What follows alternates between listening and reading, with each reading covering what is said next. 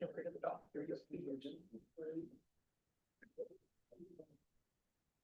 evening, everyone. I'm calling the Peace River Town Council regular meeting of Monday, June 23rd to order at 5 p.m. So welcome, everyone. And we have an agenda in front of us. Are there any additions or deletions? I have none, Your Worship, thank you. Okay, thank you. Would someone like to make a motion with respect to that? Okay, Councillor Good. I'll move the agenda, adopt the agenda of June 23rd, 2025 regular council meeting as presented. Thank you. All those in favor? Great, it is carried. We have the minutes of June 9th, regular council meeting. Everybody's had a chance to review those. Are there any edits that someone would like to put forward? If not, maybe we'd have a motion on that one, Deputy Mayor. I'll move that council adopt the minutes of June 9th, 2025 regular council meeting as presented. Thank you. All those in favor?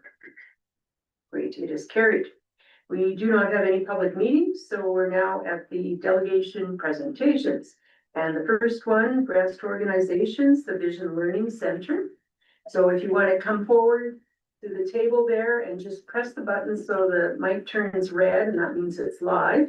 And then if you say your name for the record and maybe have your presentation with us as well. I don't know if anything is coming up on screen or not, but please go ahead. Okay, thank you. I'm Chelsea Freed and I am from Vision Learning Center. And do you want me to just present about our program? Okay. So we are hoping to run some extra programming, but that always comes with extra costs. And so we need funding to be able to cover the costs for some of the instructors and some of the all the costs that are entailed with creating the programming. And so we are hoping to run programming that's a little bit focused on workplace skills. And so that would include some of the foundational parts of tech that a lot of adults struggle with still, resume and interview help, and then on to budgeting and online banking and fraud protection, and then also a session regarding saving and investing. But it would be all like a foundational type of instructing for adults only. And we'd be hoping to run it all. So I had applied in March and something happened funny with my application. So I was hoping to start it a little earlier. So I'm hoping that if my application is successful, that we would be able to have an extension on the application so we could run the courses longer, but it would be a weekend course. Regularly ran that would be able to target adults that are working and looking to improve their skills. And you guys have any questions? Councillor Shannon? Is this for a general public or is there a certain sector that you were targeting? This has to be adults that are over 18. And have you addressed any other grants out there? I know there is a lot for education and different things like that, So this organizations. doesn't fall in the same areas as the other grants that we are eligible to receive. So that is why I am approaching for you guys. We have funding that covers a lot of educational areas, but this area does not land in that spot. So. Okay.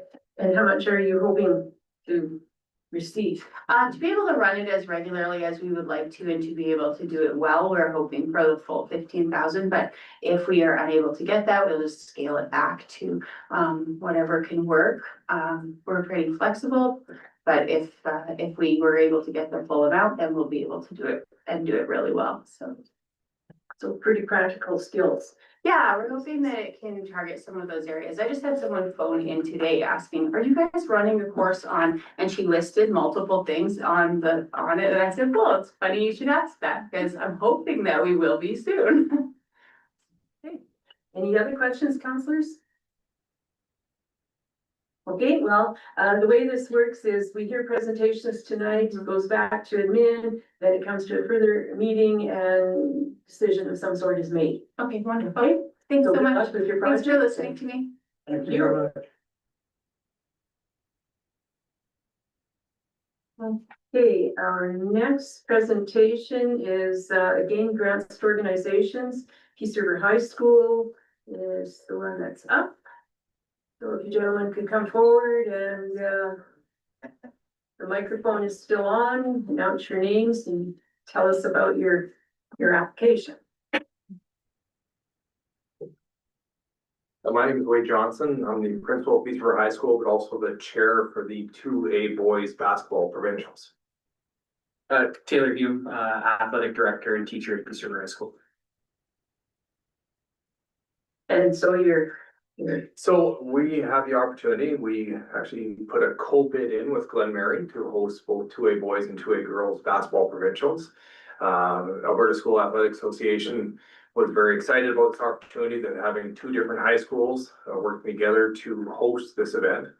It'll be 12 teams, each team's bringing at least 15 athletes plus all the support. So you think of each tournament being 12 teams and the people that come with it, hundreds of people will be coming in. It's a 4 to 5 day event.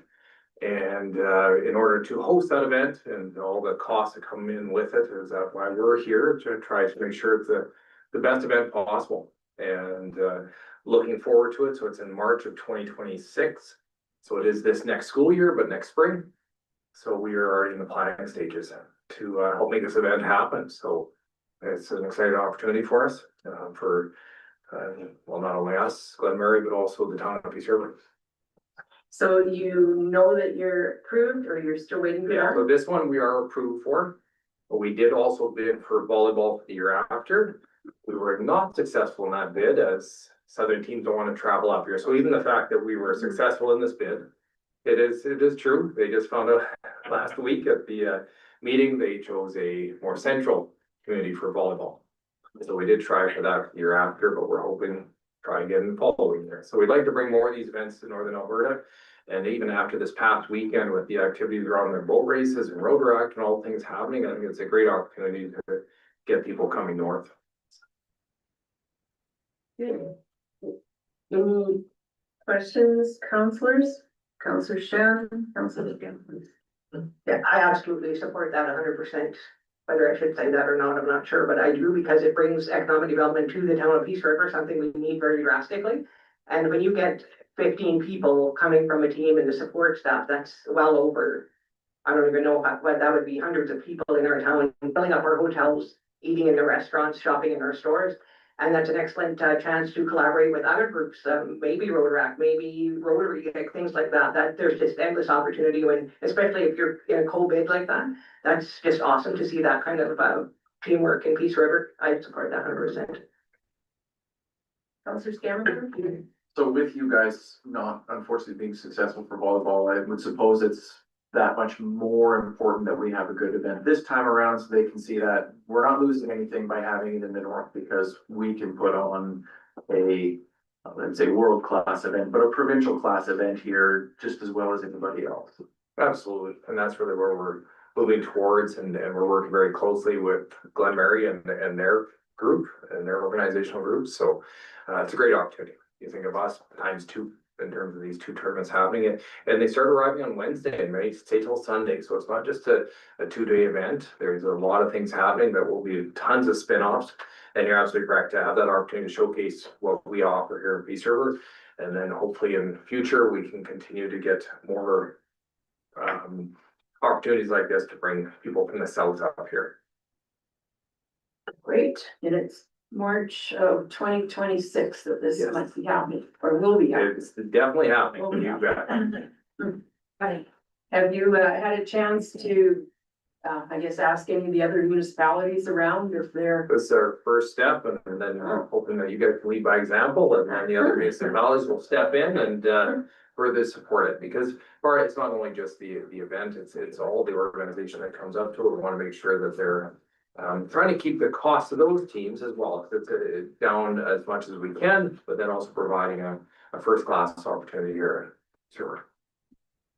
well, we always appreciate the visitors to town too. Like you said, this last weekend was a great event for that. So, as I explained, the way this works is we mulls this over and it will come back to us later this July. Okay, and Councillor Shannon? I just have one more comment. I'd like to connect with you guys offline, because I have a few more sources that you might want to look at for funding. That'd be fantastic. Okay, so thank you. I Thank think you. it's your mic. I think it is my mind. I have three markets. Anyways, thank you. And next up, we've got Glenberry, and we'll see if they say something different. And if they do say something that adds to it, yes. Okay. Times two. I was hoping they would go first because, you know, then we could follow suit. Well, thank you Thank you very very much much. for this opportunity, guys. Yeah. You're welcome. Thanks for coming.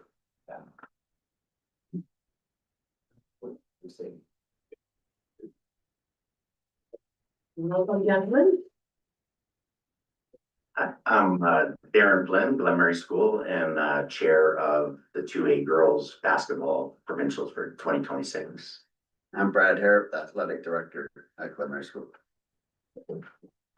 Yeah, so further to what the guys from PCI said, we hosted last year and we thank you for your support. We did receive funding last year to help put off 2A Boys Volleyball Provincials. And we're anticipating with the two groups together, we're expecting about 1,000 people, you know, in our town that for those 4 days. So it runs March 19th. It actually starts the 18th, but tournament starts the 19th to the 21st. So on the 18th, teams start rolling into town and they have practices that day at both schools to get used to the gyms and so on. And so the money that we use or that we need for the tournament is used for things like player swag bags. Also, it's officials to pay for officials, to pay for awards, volunteer T-shirts, programs, and so I brought some of that here today to show you, how we recognize our sponsors. So we have on the shirt. I'm his banner. Our programs that we produce, volunteer T-shirts with That's nice. sponsorship, and if you zoom in, Town of Peace River right there from the last one. This was from the boys provincials in last year. Yeah, and so the program has a schedule, has a picture of all the teams and the listed players. It's available online, as well as we print copies for players to keep as keepsakes. And kind of in the middle here, we thank our local sponsors, including Town of Peace River. So we acknowledge everyone that helps out. I just want to make sure I didn't miss anything else here. So I talked about player welcome bags and gifts, coaches' gifts. We use that money for the hospitality rooms for coaches and referees, so they have a little bit to eat when they do get a chance. New this year is, or last year was online ticketing. So when people arrive at the door, they could purchase their tickets in advance digitally. That's all. That doesn't cost us anything for that part, as it's a sponsorship through AFAA. But we do have to somehow. What we do provide is like wristbands for people. So once they enter, they pay for a weekend pass. We give them a wristband and they keep that on all weekends. So they just show their wristband. They don't need to show their phone all the time. That we do. Also, another cost is lanyards for athletes and coaches so we know who they are. And we also volunteer T-shirts, like Brad mentioned, and then another big thing we do is we do customized team banners. So for each team that is in our tournament, we do a big banner. I forget the dimensions, but it lists all the players and it tells where the tournament took place, the dates, and so it's a keepsake for the teams. Once they leave, we give them their banners, and it's been a big hit. Peace Sign Graphics made our banners last year, and we have the team colors in the banners, so it really looks sharp. And as much as we can, we source in town. So Caribou Cresting did our T-shirts last year. I mentioned Peace Sign Graphics. Caribou Cresting also did our coaches' gifts. Swag bags. The swag bags, yeah. So each player and team member would get they call it a cinch bag, I think the young people call it. I call it a shoe bag. And then inside they get, there'll be a couple other things, but we have bottles done up with our logo on it. And then we also have like towels like this. So the idea is we want to give them, you know, we want to make this experience like Wade mentioned, different than just a regular tournament. So that's why we put so much into it. Well, the students will certainly remember this for their life, really, the ones that do come to participate. So it's a good deal, and lots of things can happen in the town at that time too. Anybody else though with some questions? I'm glad to see that you're trying to source as much as you can from the local businesses. That's great to see as well. We know hotels and restaurants certainly benefit from this, so Yeah. very good to see. On one of our hotels, last year, we had booked 55 rooms, and so a good majority of the team stayed there, but they stayed in a lot of other places too. That probably maybe half the team stayed elsewhere, you know, so it does generate a lot of revenue and growth. And now that'll be doubled, so approximately 115 rooms for the two tournaments, something. And as mentioned, you know, it's a great way to showcase our town, we're proud of, as well as our schools, so. And like the guys from Peace High mentioned, a lot of these schools that come up here, they've never been this far north. They've never been to Peace River or anywhere near Peace River, so we want to give them a good first impression. I don't know if you noticed the Peace River Bridge in our logo, Yeah, very nice. nice little touch. And they won't ask, why can't we drive on that one? They have to come back, so. Kind of one of those decade questions. Well, it's great to see that both schools are working together for this event, and we'll certainly be welcoming of visitors to our town, and wish you and your volunteers lots of luck, and hopefully everything just runs smoothly. Thank you very much. Thank you. Thank you. Happy retirement, Brad. Thank you. Oh, yeah. Yeah. 3 more days. Thank Not that we can. Thanks for your time. you. See, guys. Next, we have a grants to groups application from United Way. They're not coming virtual or anything. eh? So this was one amount requested was $5,000, and it's called Tools for School.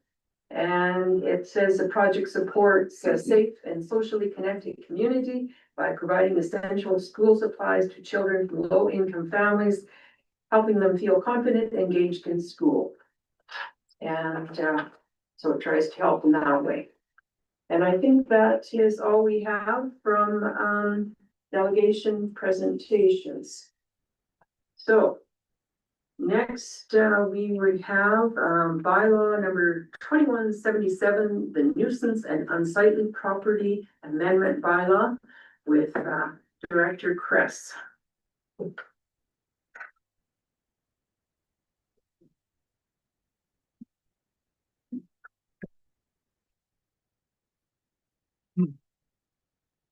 Worship, other council, sorry I wasn't here last week, I had a little emergency going on, so I'd take off quick. But as upon reading, there was question on the boulevards and that stuff there before we passed on the third reading. So as you read here prior, it is also in our traffic control bylaw. But we just wanted to make it more with our unsightly bylaw, because if you have 5 or 6 trucks and campers and trailers parked in your front yard, it doesn't make it look very nice to your neighbors. So we decided to put it in there just to be additional for unsightly. So that's why we stuck it in there as well, just so we can use it for that purposes. Upon question number 2, when we do a compliance order, we find a property that's unsightly, we'll go in, we'll do a knock on the door, or we'll give them a notice saying, please cut your lawn or remove your noxious weeds. We'll either give them 48 hours to 7 days, depending on if we have to mail. If they mail, it's 7 days. If they do not do it then we issue a fine, and then we hire a contractor to do the work. So far, as of today, we have no contractor work done yet. So everybody's pretty well complied with what we've asked. That's good.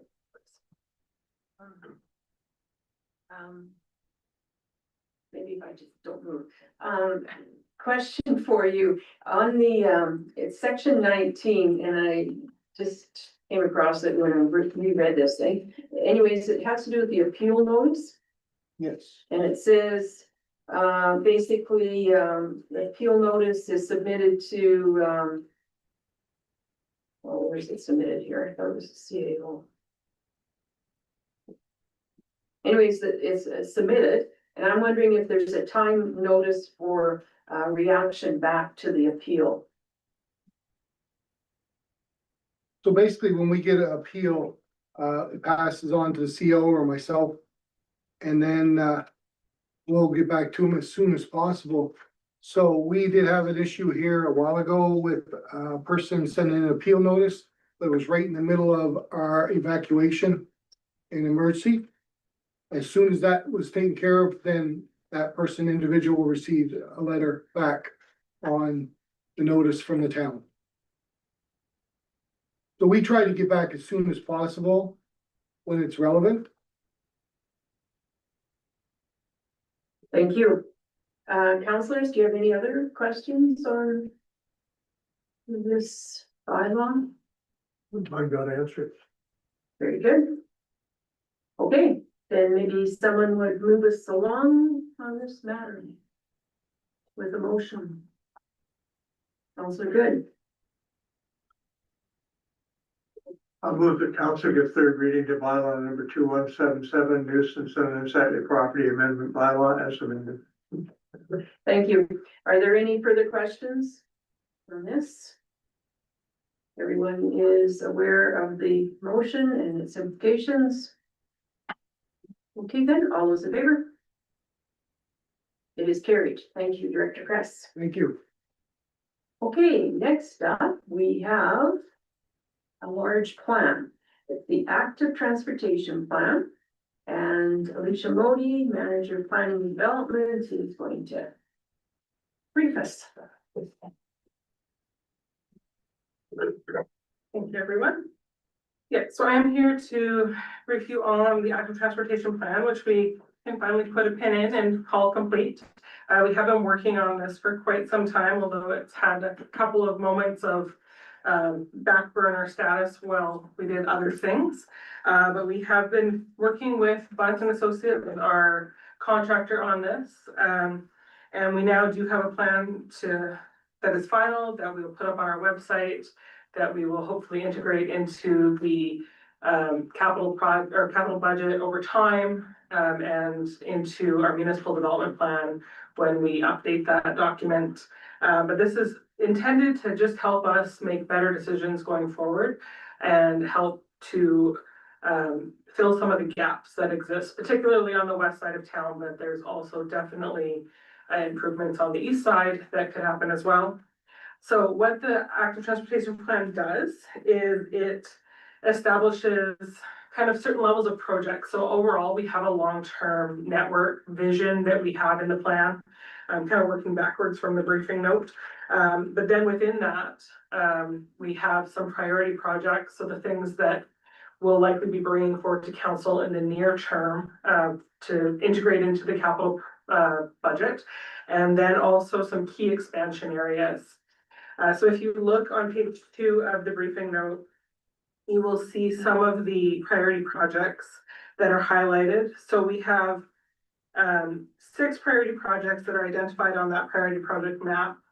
And that includes 4 crossing improvements, so spots in town where getting across the road, there's really not, there's not a proper crosswalk and really in some cases, a higher level treatment that will be required because it's a fairly major roadway without any sort of pedestrian or cycling infrastructure. And then 3 pathway segments that are intended to improve some critical missing links. So it's basically getting people from the bridge and the pathway that's crossing the bridge to some of those residential and commercial neighborhoods that are cut off right now are not fully connected. So some critical links that get people to Upper and Lower West Peace. And then up on the West Hill, getting us closer to being able to kind of do a complete loop from Saddleback and then around through the commercial area and back to the bridge again. And then from there, once we've kind of connected those dots, then those expansion opportunities are also identified to get us further out, because obviously we have other areas. So there are 7 expansion opportunities that are identified in the plan document itself. We have pulled out the picture of the hospital and commercial connections expansion opportunity. And the reality of our town and the layout of our community is that each one of those expansion opportunities represents a number of different projects. You would, in order to do that whole thing as one project would be a massive capital project. And realistically, we've broken it out so that we can try and take these on in more bite-sized opportunities, and also to try and take opportunities when they come.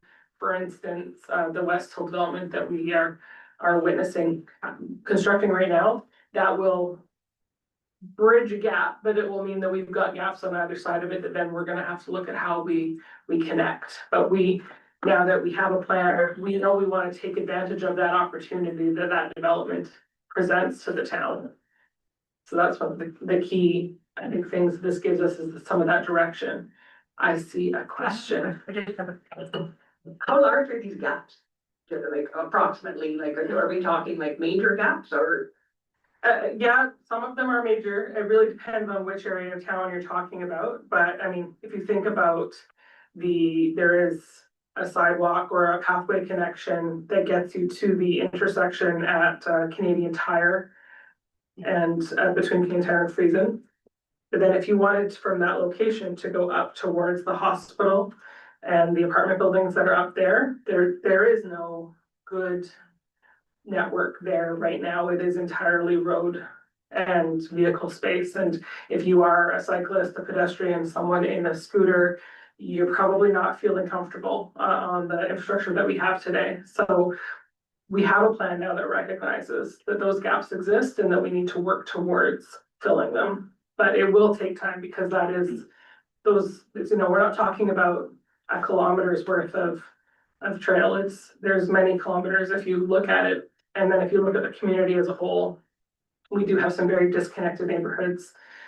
And that's the reality of our geography. So it creates challenges, but this will at least move us in the direction and put us in a position where we can integrate it into our capital planning, hopefully also take advantage of grant opportunities that come forward from the federal and the provincial government so that we're trying to maximize the return on the municipal dollar.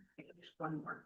And my next one is, you say geography, so is there any way, like, do all these trails have to be flat, or like, can we be creative with some of our geography to make them a little more unique, or how does that work? There's a challenge between uniqueness and function. And so to the greatest degree possible that our geography would allow, we are aiming for things that are accessible to the majority of people, to the majority of users. So there's a lesser return if our trail is interesting when it comes to accessibility. So I think we probably prioritize accessibility as much as we can to make it usable for as many people in the community as possible. So those are the major high points. The plan is over 100 pages long, so there is more content in there. There's some more direction with respect to design guidelines, both within the initial plan document, but then also one of the appendices is a more substantial version of some direction around design guidelines for those types of for the different types of infrastructure that we've been putting in place. So not necessarily best quality, but good quality, something that provides good function to the community.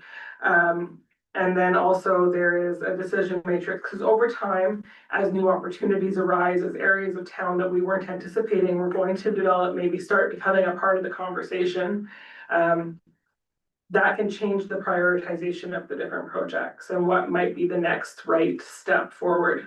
So over time, we don't anticipate, or we haven't ranked everything, because the reality is that as opportunities arise and demands come to our community, which choice is the right one will shift over time. And so that will be left basically to the administration and councils of the future to make those choices. So I see in here, one of the unfortunate challenging, aspects would be to have a connection from Shaftesbury Estates to Upper West Peace. Want to Yes, speak on that a little bit? yes, that is a segment that the town has definitely heard from the community in general, definitely the Shaftesbury Estates neighborhood.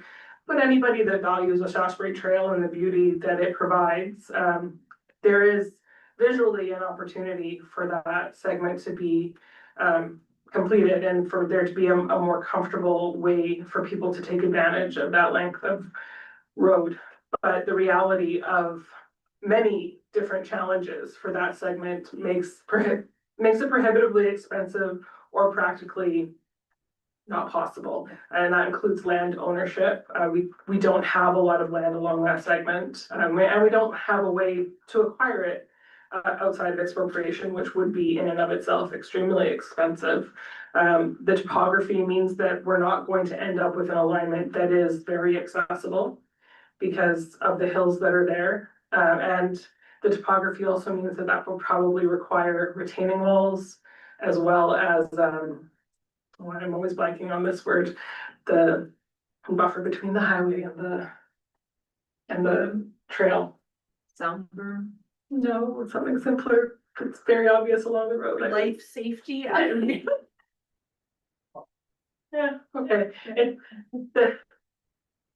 Anyway, I digress.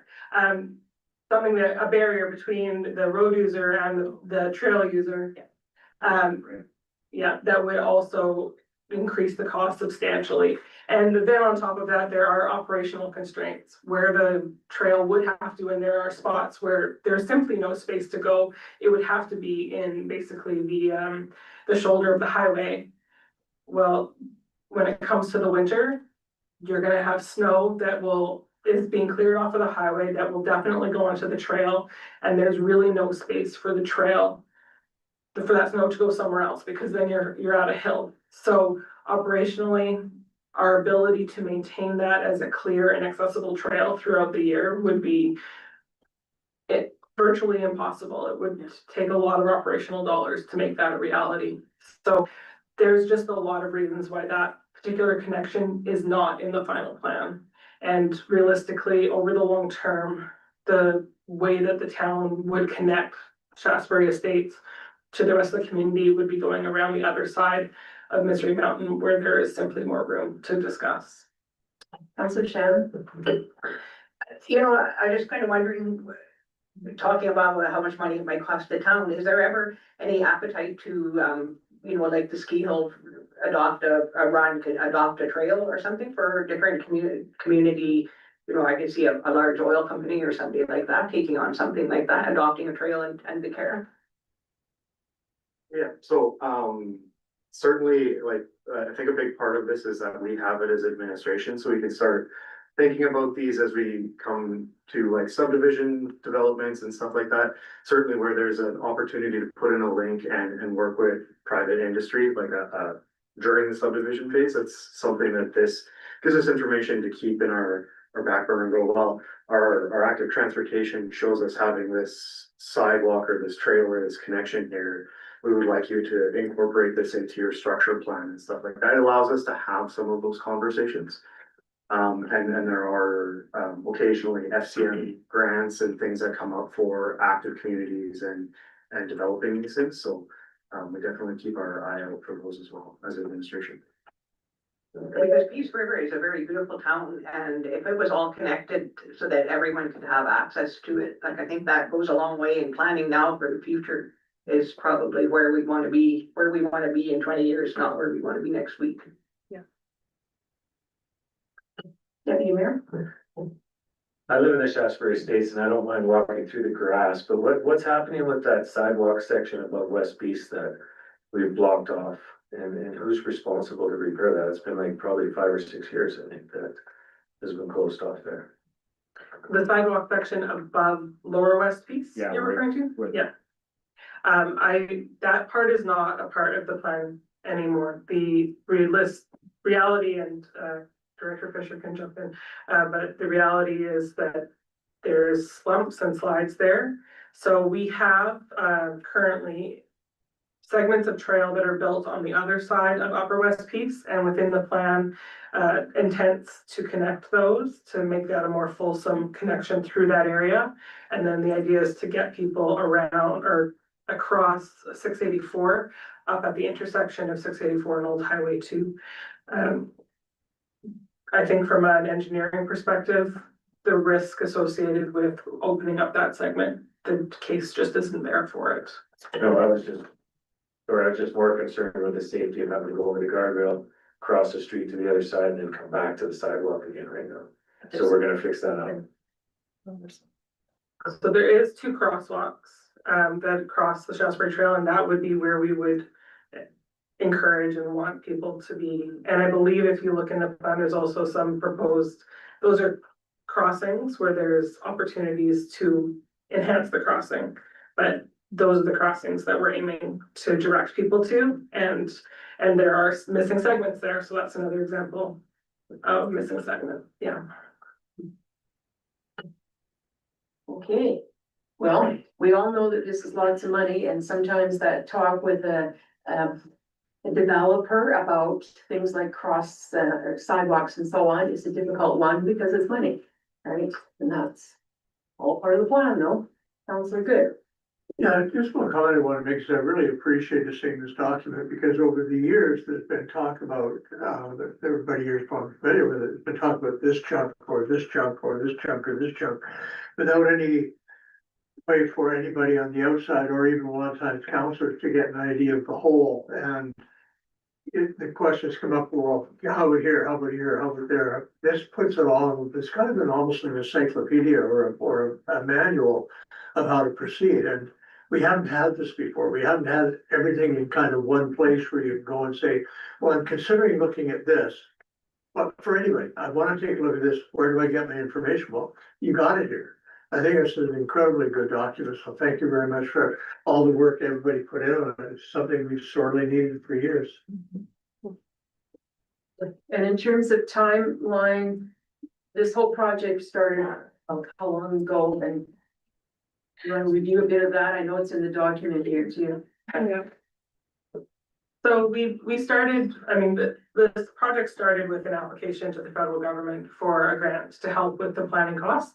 And that was, I think, at the beginning of 2022, we were successful in that grant. And then we did start with the project in, I think it was late 2022. And as I said, just based on other priorities, there's been moments where we went forward and then gaps where we kind of stopped for a while. So basically, we've been working on it on and off from 2022, but realistically, 2022 to the winter of 2024 was the bulk of it. And then we had a draft plan for a long time that sat waiting to be reviewed. And then once we did that and got that final version, now we're here with the final document. No, it's good. Yeah, it's nice to see the details so that people can look at it and get a very good, clear idea of where we might be going. Like capital projects and stuff. If I could, I would also just highlight that we did go through 2 rounds of community consultation with this, so that we were asking the community for their feedback. And also asking some key stakeholders like Alberta Transportation and CN Rail, who obviously heavily impact on our transportation network as a whole and our ability to make some of those connections, so. So I do see one of the comments about CN Rail, the crossing up by probably United Flooring, that area. So CN, so that would be the town's responsibility, I think, to do anything with a crossing there, I'm assuming. Is that correct? To do anything with the crossing related to making that connection across it, but we have broached that conversation, and I think that we do have a path forward if we have the funding to move forward. Director Fisher, did you? Yeah, I was just gonna jump in, right? So, road crossing with the CN are a bit of a sore spot. Could we, actually have to pay an annual fee, like we lease it monthly from CN? So we're responsible for all maintenance at, both that crossing, and there's two more on that side of the highway there, on 78th Street, 80th and 74th, where you pay a monthly fee for all three of them for maintenance and access, for the lights. And we're responsible for any upgrades to those as they come up. So if there's a requirement for us to change control at any of those locations, we're responsible for those costs. Okay, so. Very good. So is that, basically all you wanted to say tonight? That is, unless there's any other question.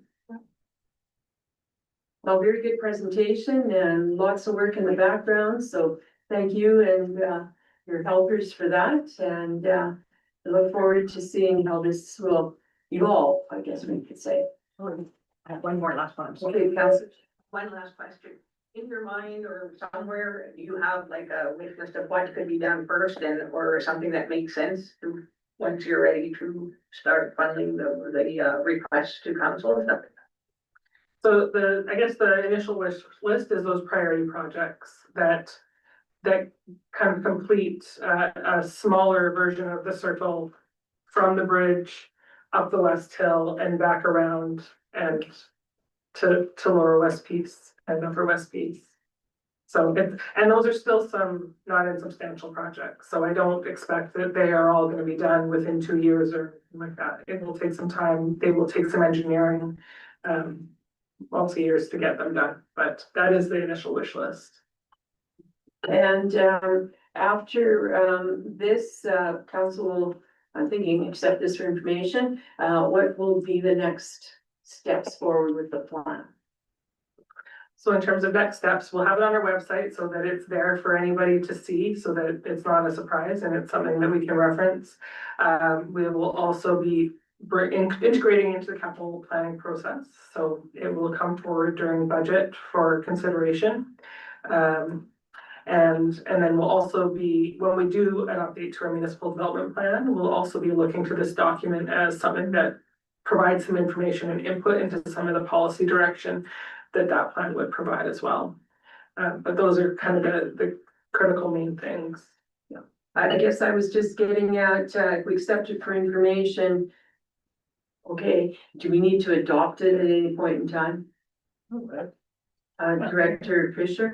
I would advise against adopting it as a formal plan. I think the appropriate thing to do is accept it for information so that we can use it for information. We can rely on it for information, but we're not obligated to move forward with any of these unless it's a priority thing that this council or future council determines, hey, we want to do this specifically. As administration, it allows us to look at our capital planning and say, okay, we're gonna do this section of road and we need to do, if the plan shows this piece, we can bring it forward with the ask for that capital budget and say, council, would you like to do this with this at this time, or do you want to leave it for a future thing? I don't think we should be adopting it as a plan. I kind of question that a wee bit due to the fact that if it's for information, then it's, oh, it's for information, sort of thing, rather than, okay, it's like a master, like we used to have a master transportation plan that was adopted somehow. Anyways, maybe Vin will get back to us on my question. I don't know for sure. But thank you. Okay, any other questions on this one? Okay, then maybe someone would move to accept the active transportation plan for information. Right. I'll for most for the council accept the active transportation plan for information. Thank you. Any further discussion? Okay, everybody understands the motion. All those in favor? I wasn't here for this session. You're here now though, so So I can vote. please vote. I have to be here for all.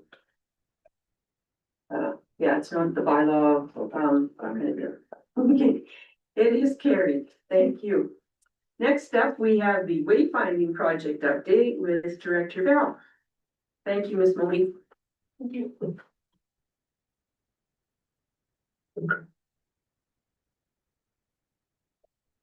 Sound systems. It's a little working for the moment. Council, before you is an update on the wayfinding project. This project, as a reminder, was funded through the Northern and Regional Economic Development Program, a 50% coverage, so a $200,000 grant matched by the town in the capital budget of $200,000. The overall plan will include and has been in development form. We've kicked off the actual project here early in the new year. And we're looking at a complete design and overall master plan for wayfinding for the community. We're very excited about the outcomes and the product that we're receiving from our consultant. We've done an initial complete review of the community, which I have to say was fairly easy considering the lack of directional signage we have in place. So it made it very clear where we needed directional signage, which is everywhere. So before you, if you jump to the good stuff, is the design that the group has landed on. We've had, I believe there was approximately 5 or 6 administrative staff involved in the decision-making on this. There was some angst, of course, because everybody has a different view, and but we've all landed on this one design concept that's before you this evening. On page 4, actually, sorry, stepping back, page 2 provides you of the design elements, gives you the basis of what we're looking at when we move into the actual design concepts. The Bond Creative, our consultants, used our branding guidelines with the town logo as the center of those guidelines and produced for us primary new welcome signs, some secondary welcome signs, because we do have secondary highways that come into the community that currently don't make any reference of the fact that you're entering into the town of Peace River. We've also provided you with the overview of the primary highway signage and directional signage on page 6. And then a sampling of what on page 7 and 8 and forward of what facility specific signage will look like. So the overall design includes the town logo and a gradient of the town's colors from the logo on the side with sort of a flow to the look of the overall design to sort of emulate the river, the hills, that sort of concept in its overall design. So we are looking to tender signage manufacturing and installation early this fall. We don't anticipate actual installation though until the spring because we'll probably run too far into the winter months where we don't want to be heating and hoarding just to be installing signs. That's not an effective use of our dollars, your dollars. So we are looking at tendering out once the design specifications come together and the packages are finalized, all the details on the specs for each of the signs. We will tender that out and hopefully have installation as soon as the frost is out of the ground, is the plan. Any questions? Well, they look fresh and new, for sure. And of course, everyone would have an opinion about color and certain things that you probably don't want to open up. Right? So. Correct. But counselors, any questions, thoughts on the concepts here? Councillor Shannon? I love the colors. I love the navy and I like that you brought all the, on the side there, all the gradients. I love the design too, the half corner like that and the rest square. I think you did a good job. I think it looks really, really good. Good job, T. Other comments? Deputy Mayor? Councillor Shannon? Yeah, I reiterate what Councillor Shannon said, they're a beautiful design, and I see we have a little room at the bottom for maybe a catchphrase. Peace River, the land of, or something down the road there. We need a little catchphrase for our town that we can maybe put on before it's. On the. Peace River. Well, the hair just got ripped out. Yeah. Lots of room to write something there. Counselor Stamp. Counselor Scanlon? I actually was just trying to indicate that Deputy Mayor Boychuk had a question. Is anyone interested in the colorblind guy's opinion on the colors? As much as my wife is a kid fair. Well, looks very good. So we'll look forward to some new signage in the upcoming years, I guess, probably. Yeah, just a note on this, it will be broken up into, installation will be in phases. We don't know what, some of the tariff impacts may be on signage. Because this is a lot of aluminum and steel products, so, we will see how far our dollars can stretch. But I've already put in the capital budget for 2026. You noticed this year's capital budget, the long-term capital budget included some additional allocations, because we would expect to be working on this for a number of years. Yeah. Well, I noticed some of the evacuation signs and stuff like that maybe need some help for sure. So look forward to it. Any further discussion though? Years, I guess. Years? Is it gonna be years?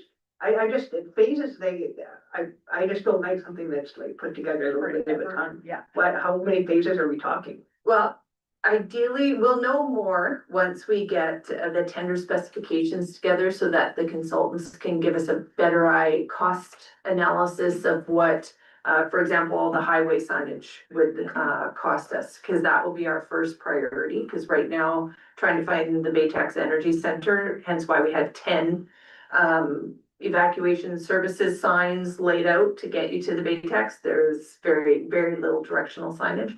And then trail signage was our second, and then facility location signage would be sort of the third. So it's potentially, I'm going to say 2 years, definitely. Unless council would like to really increase the budget in a very healthy manner for 2026, but we'll discuss that during the capital budget discussions. Well, maybe we'll get Canadian steel and aluminum here sooner or later, so you never know. Okay, if someone would like to move to accept for information, Councillor Scanlon. I'll move the council accept the wayfinding and tourism signage project update for information. Any further discussion? Everybody's in favor, everybody knows the motion, everybody's in favor, anybody in favor? Great to see, it is in our past. Thank you, Director Bell, and good luck with the tariff business. Okay, next up, we have the nuclear town hall briefing with Ms. Parsons.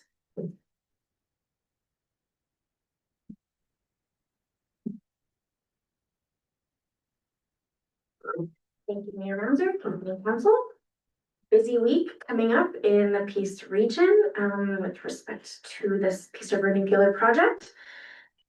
So first up, the Peace Regional Energy Committee used some of their grant funds that they just successfully received to hire Dr. Neil Alexander to come to town and give a few informational sessions. So he's a third party presenter, so he's not related to Energy Alberta, and he's not working for IAC, the Impact Assessment Agency of Canada. So he's just here to give general information on nuclear developments and speak to his over 40 years of working experience. So he's at the Warrensville Community Hall this evening. Tomorrow he'll be in Grimshaw. Wednesday, he's going to be very busy. He's going to be visiting Peace River, Chateau Nova from 4 to 6. And then also in St. Isidore from 7 to 9.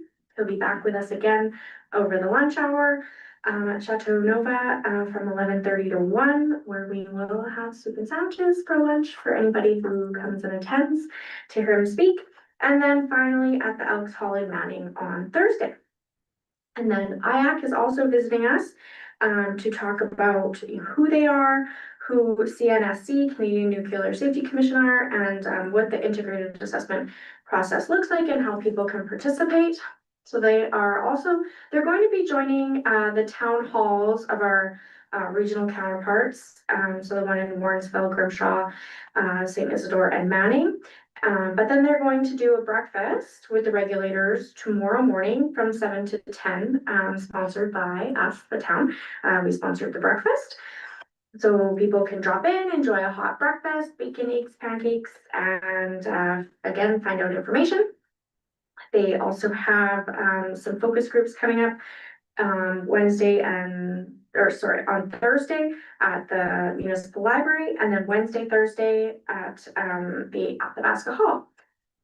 So lots of opportunity for residents, community members, anybody interested to go and find out any information that they would like. That's it. Yeah, definitely opportunities out there. So tomorrow's breakfast is at the Emerald Room, Peace Valley Inns then? That's correct, yep. Okay.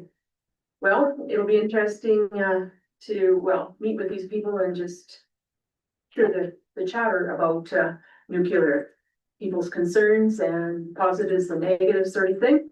I know I had a chat with CBC already today, and I get another chance to chat at 7:10 tomorrow morning on CBC. So I don't know, see what happens there. I also directed them to other communities for their their engagements, so they can ask those reads and so on as well if they wish. But anyways, I hopefully there'll be good attendance at these events. There's certainly opportunity, and nice to have these people from Ottawa come and visit our community actually as well. So I think some of them have probably not been past, let's say, the Ontario border. So it'll be a good experience for them in more ways than one. And our weather's cooperating too, so all to be good. So any questions of Ms. Parsons? Okay then, Ms. Parsons, thank you very much for getting all that together with everything else that's been happening around. And maybe someone would like to move to accept for information, Councillor Shannon. I move the council accept the briefing note regarding upcoming nuclear town hall opportunities for information. Thank you. Everyone is aware of the motion? All in favor? It is carried. Thank you. Okay, next up, we have the First Nation Municipal Community Economic Development Initiative with CAO Miller.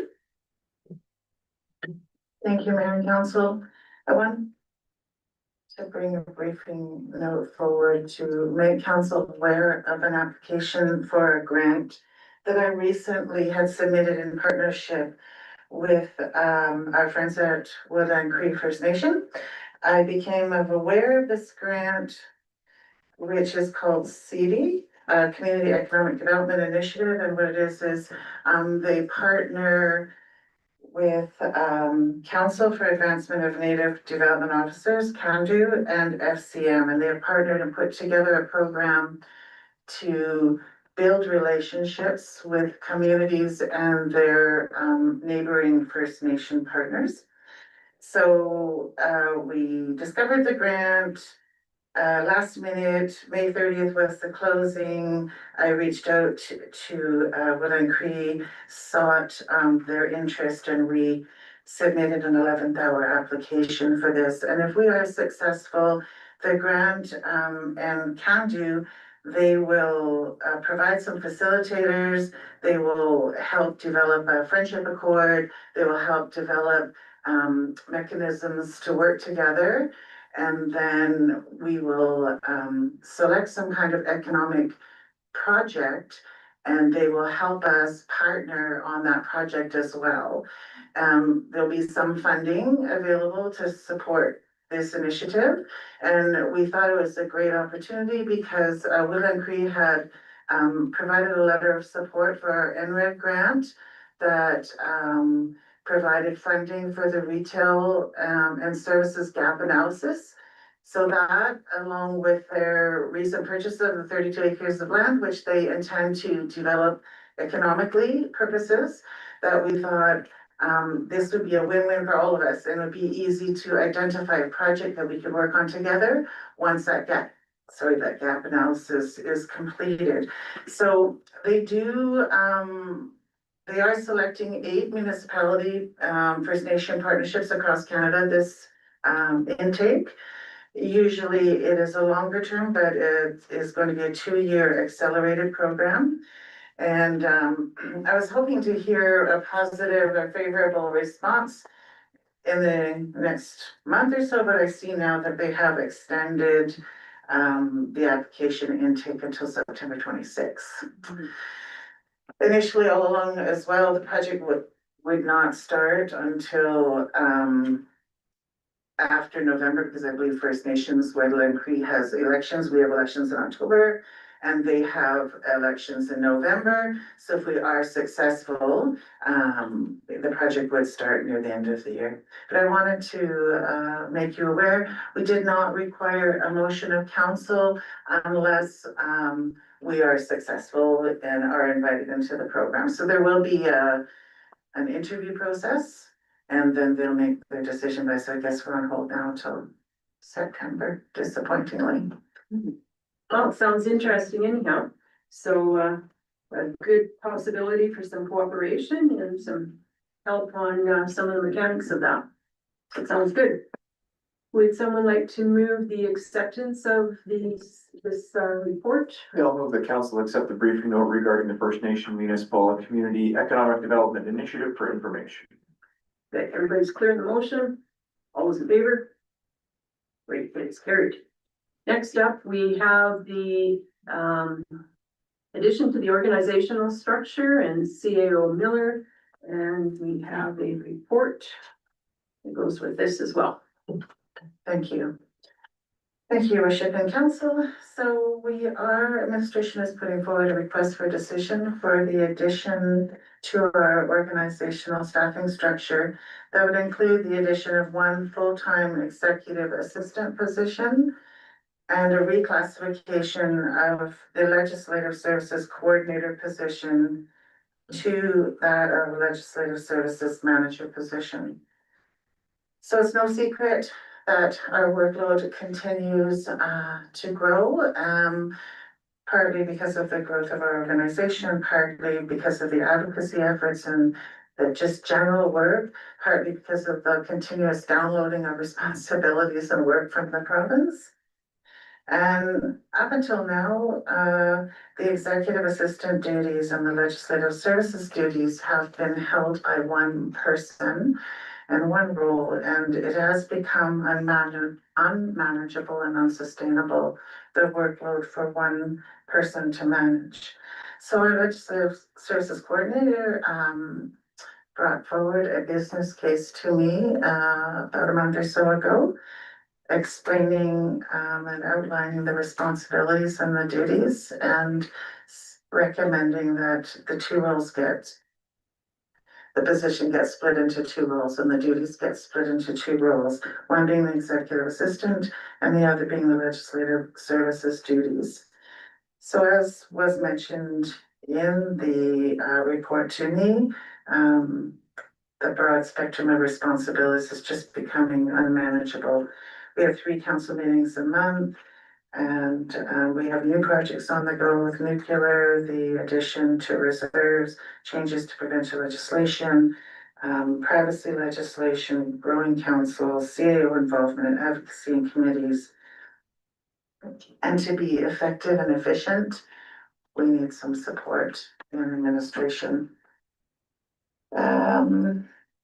Splitting the legislative services coordinator and executive roles is a strategic investment to the town's efficiency, compliance and governance. By creating a dedicated executive assistant position, the town will enhance support for the CAO and council, strengthen legislative compliance, and build capacity for current and future demands. As you know, we also have an election coming up, and there is a lot of work involved with the election and post-election when it comes to orientations, trainings, booking schedules.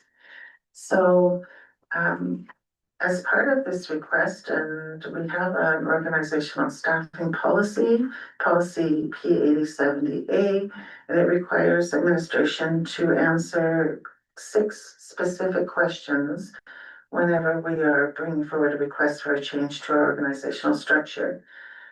So I've outlined the responses to these 6 questions. The first one being, where does the role fall within the organizational hierarchy? I have done some preliminary review before I went on away there the last couple of weeks. And I looked at like-sized communities, and there has been a difference. Some have the position of legislative services falling under corporate services, some have them falling under the CAO. Similarly, some have the executive assistant falling under legislative services, falling under corporate, some have the EA reporting directly to the CAO. So we haven't yet had a fulsome discussion as the senior leadership team. I'd like the opportunity to have that discussion with the team to see where it best fits, and then come back. We do know we need the help. We do know we need the position and the capacity. I just don't know yet where it would land, and I would like opportunity to have that discussion and come back with a draft organizational chart for council to adopt. Should we be able to move forward with this position? And that gives us time to make sure we get it right where we want it to land. The second question was, describe how services are currently being met. As was mentioned, our legislative services coordinator is overwhelmed and is trying to juggle all components of that position. The service gap that is occurring at the moment, the workload is overbearing. We miss deadlines. We sometimes fail to cancel reservations. Sometimes we miss early registration opportunities that would save money. Sometimes our agendas and reports are delayed. We have compliance risk when we're not, having time to review policies and bylaws on a consistent, regular basis. I think it goes on, and it goes without saying where we're falling short and where we could use the support. Question 4, describe how service functions will be reallocated, including impact on other operational units and any other actions needed to mitigate effects. So what I can say at the moment is communications does, a legislative services coordinator provides oversight to communications, because they're so integrated at the moment with council reports, council meetings, CAO information. Legislative communication is our intention to have that communication report up to the legislative services manager. And there will be additional adjustments internally. Again, we just need the opportunity as a senior leadership team to discuss what positions would best fit under that role, and then have opportunity to discuss it with those team members before I bring that forward here in a public space.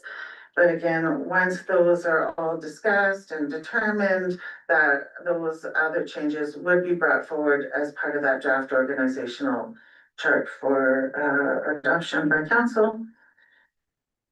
The next question is around budgetary impact for the proposed changes. Based on research on the current market rates for executive assistant, plus the differential in cost between a coordinator and a manager position, plus the applicable benefits, it's estimated that this request would be an increase of about $94,650 a year. In part, 18,000 of that cost we will be offsetting through reclassification of our budget allocation for communications. We do have a budget that we have for contracted services and to provide support in the absence of our comms coordinator. And so it's the intention that the legislative services manager would act as that backup for social media backup. So we would be able to reallocate some of that funding there. Additionally, we had anticipated a favorable response to a request for a municipal intern. council had given blessing a while back for us to submit an application for a grant for a municipal intern. Based on that approval to submit that grant application, we did a budget for 25 and 26 funding for that position, which is 67,400. So that funds that went unspent this year for the intern would adequately cover any increase to the budget for us to be able to act immediately on engaging an executive assistant and get them in and trained up and provide that support in advance of the election. Taking over at least the EA duties. And then in subsequent years, the combination of the 18,000 plus the 67,400 plus we will have some operational efficiencies savings there. Plus we have some development, new development, future development pending we're aware of, that we would have no problem funding this position ongoing in the future without any additional pressure on our operating budget to try to find money to fund it. And then the expected benefits or consequences because of the proposed change, they're outlined there: enhanced CAO and council support, improved task tracking, streamlined travel and events, providing additional support for the departments, backup for legislative services, strength and compliance, enhanced committee management, organizational training, proactive legislative monitoring, communications backup, increased capacity, redundancy. Right now we have no redundancy in the organization for ledge services. And as part of this request for decision, I have prepared 4 options for council to consider. The first option is that council does approve the addition of a permanent full-time executive position and reclassification of the legislative services coordinator position to manager as requested. The second one is to leave us status quo and decline either of the recommendations or requests. Option 3 is that council approve the addition of the EA position but decline the reclassification of the ledge services coordinator position. That one does have some, while it meets some of the advantages, it does have some disadvantages as opposed to the first option, and that does increase the CEO span of control. It eliminates a potential growth path within our organization, and it does negatively impact employee morale because there is no lack of progression there, or because of lack of progression. Option 4 is that council approve the addition of the executive position and reclassify the legislative services coordinator position to that of a director of legislative services, which would create a new function within the organization. I did look at that option, and while it creates a new function with the organizational structure, and it does signal the importance of legislative services to the organization, and it does provide for a seat at the table, a director at the table, providing representation for legislative services independently of another structure. I think it exceeds organizational needs at this time, and we would come forward in the future. In a few years from now, if we got to that level. And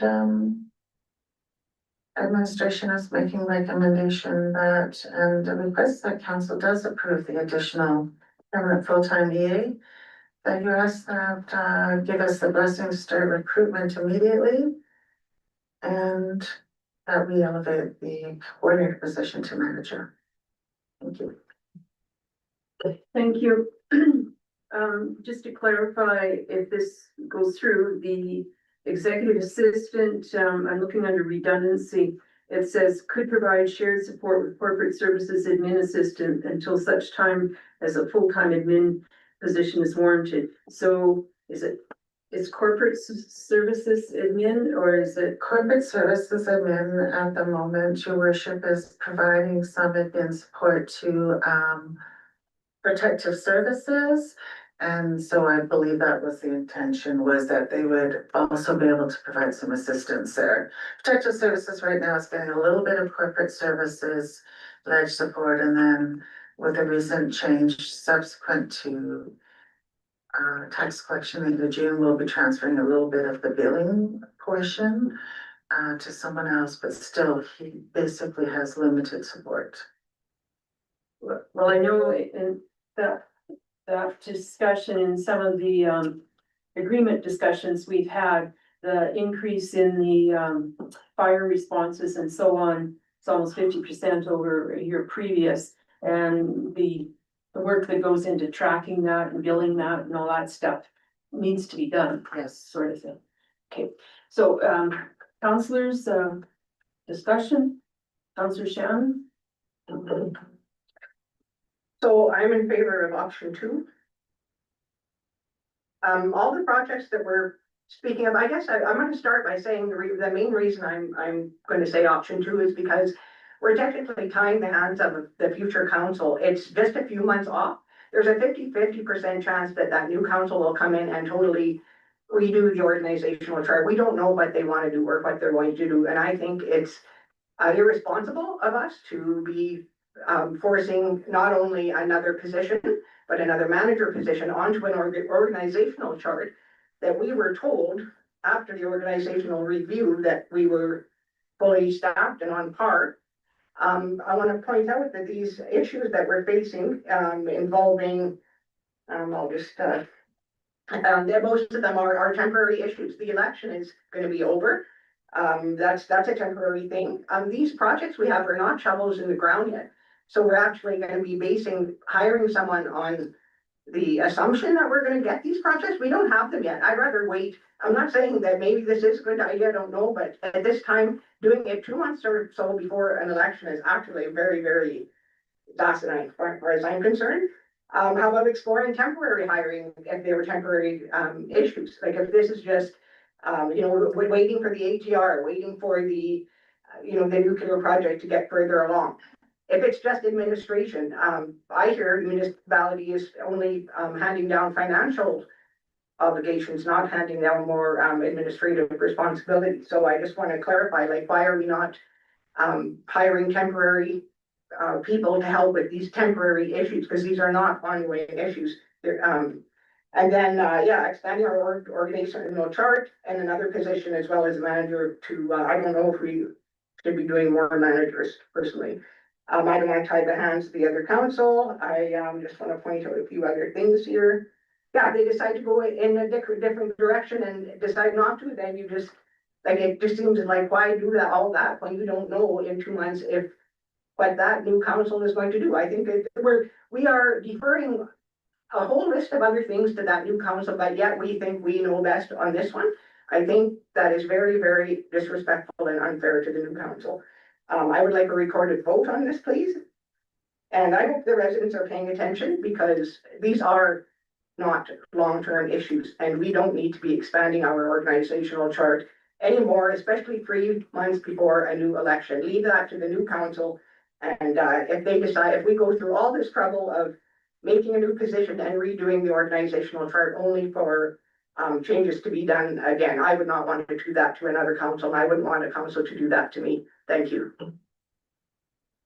So at the same time, we are the council of the day, making the best decisions as we can for the information we have and what we expect the future to be.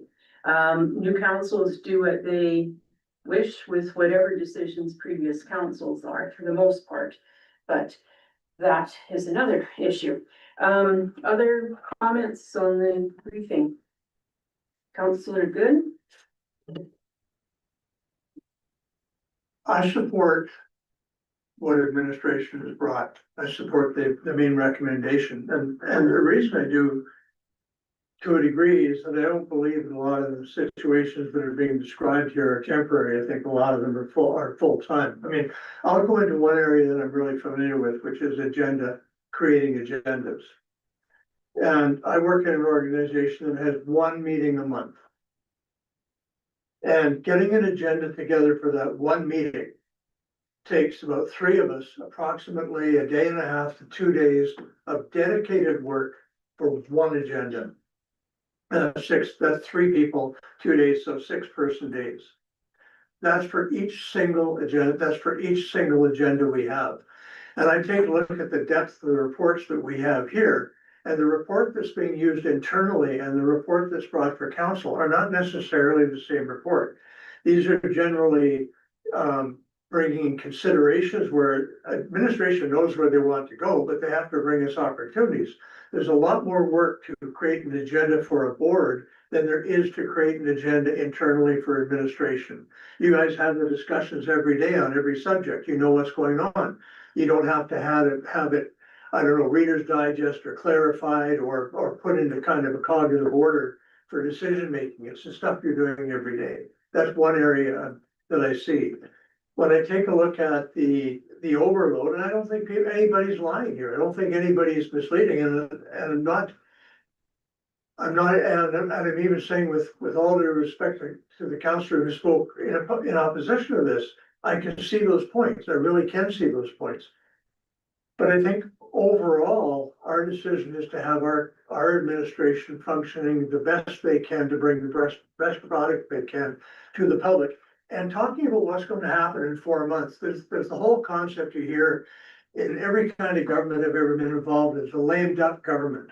You're in your last, I don't know, pick your poison, pick your date, pick your line. You shouldn't make a decision. We hear it federally, you shouldn't make a decision in the last year.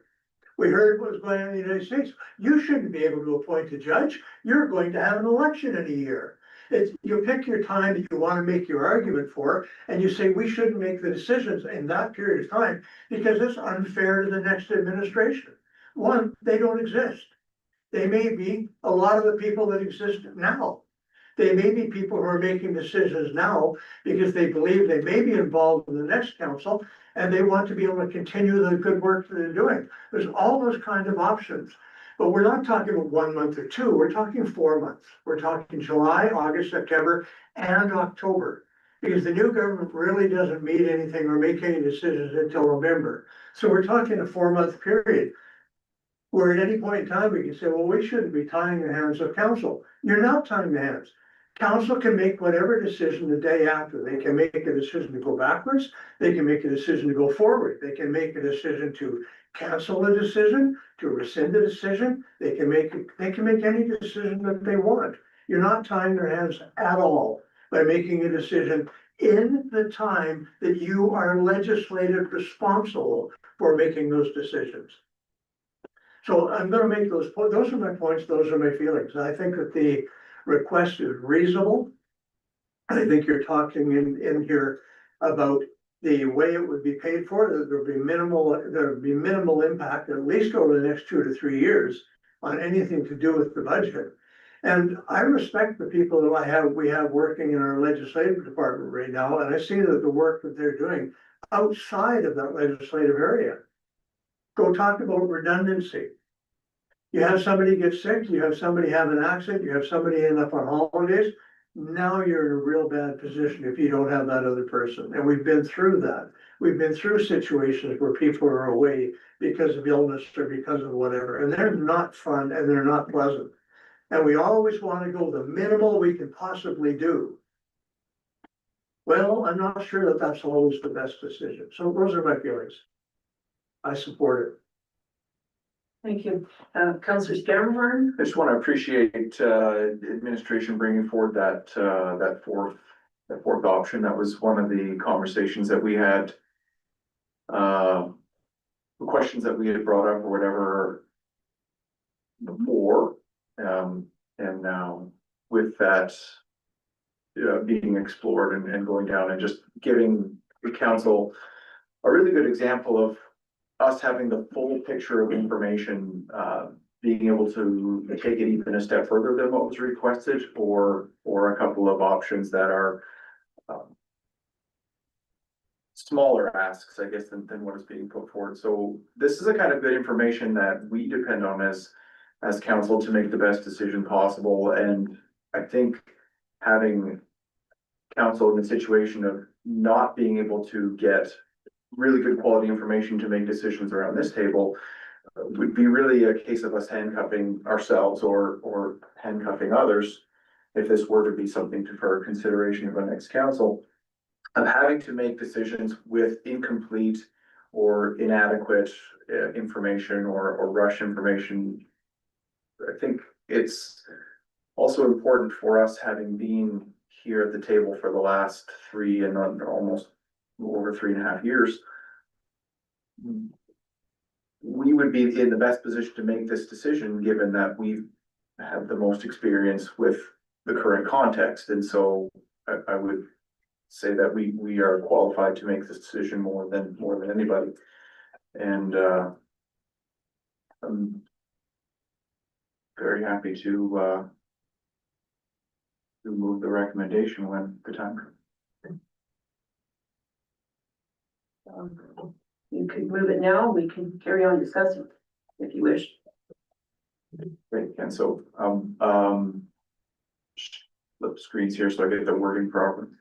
Will the council approve the addition of a permanent full-time executive assistant position and reclassification of the legislative services coordinator position to manager, that administration initiates recruitment of executive assistant, and that a draft organizational chart be brought back to council for approval prior to the end of term. Thank you. So, any councillors that haven't, made a point on this matter? Want to do so? Deputy Mayor. You know, I wasn't here in the previous term and Kayla's been here pretty well right from the get-go and so I don't know any difference from what we had before or after, and I do understand there's a tremendous amount of work. My concern is it's just the spending. I'm worried about spending and hiring another position. Yet at the same time, I want to make sure that this work gets supported. So my question would be, is there not some way we can download some of this down timesheets, something to free her up for a couple months and then let the next, reevaluate this decision a little bit further? Okay, and then I'd like CAO Murray. I think there could be, I don't know. But what I would say is and maybe I'm speaking for administration and it shouldn't, but I know that administration has put an awful lot of thought into this recommendation. Considering the budget, considering the workloads, considering the things that they have. And there's for every platitude, there's an opposite. So I'll bring one up and you can find the opposite and say, well, yeah, they say this too. But there's penny wise and pound foolish, which is you go to save this amount of money, but you end up spending more because of it, because of that savings. And my feeling is that based on just the information that I have here, that would be the case. I think if the administration had honestly seen a way of doing this, and this is just based on what I saw on the last council and some of the errors that were made on the last council, because we didn't have, in my mind, at that time, the administration that we've had on this council. And that's not a criticism of the last people that were here. That's just different people, different focuses and different methodologies. But I've seen the difference in the direction that this administration has given us and the depth of information that we have on a lot of decisions this time around that may not have been quite as good in some areas in the past. And again, no criticism intended, but I've seen the good work. So I'm just leaving it at that. CAO Miller, I would ask the question, do you see within the organization people that have time to spare to take on all that stuff? No, I'm sorry. I do honestly, from the heart, if I wouldn't have brought this request forward if I didn't fully support and understand the workload that is there, if I felt that it was temporary. When I think about the organization and the other things, I said we already have a department that's not being supported, that is trying to grow and develop in the Protective Services Department. So we are already parsing out parcels of work to different departments. It's dangerous as well when you start parsing out components of work on different desks that they don't belong to. When someone is doing a piece on the corner of their desk and there's pieces of a position on multiple desks, becomes fragmented and hard to follow along. I know, for example, corporate services is gonna be undergoing a ERP system change. We have our, that's our general ledger and our whole accounting system.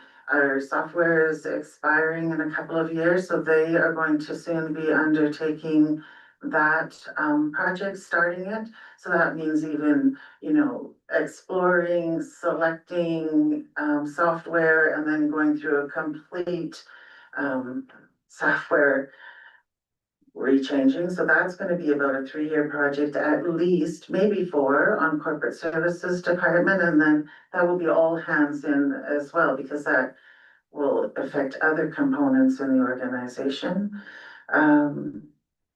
I honestly don't see capacity anywhere that I could park this plus, yeah, sorry. I don't honestly see capacity because I don't feel they're temporary. Some of the things are temporary, like the election work. That's temporary and that will end, but that's only gonna start a whole set of more work trying to orientate a new council over the next couple of years with all the other work, so. Sorry. Yeah, and maybe you could,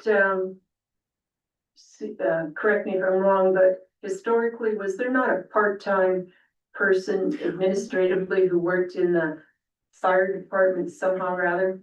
And then that was cut, I believe. Yes, my understanding was there was a person, an administrative person, and I believe when we no longer, when we divested of the ambulance service back to AHS, I believe the position went away. And meanwhile, the fire calls alone, or said 1 over 1 year, have increased that much. Thank you. Councillor Carr, any comments at this point? I think there's been some great points made. My concern is the spending. My question, like the reason for doing it, as Councillor Shannon said, 2 of them are futuristic, aren't even necessarily going to happen at this point. The election happens every 4 years, so that's a temporary thing. I'm wondering if we could maybe, I really don't know the answer. I know, Ms. Parsons is an extremely busy lady. I feel guilty every time I send her an email. But I'm concerned of cost. I think a lot of these things are temporary and unforeseen, and I think to hire a permanent full-time position would maybe not be the best decision in my mind at this point. But I think in the future, it certainly would be. And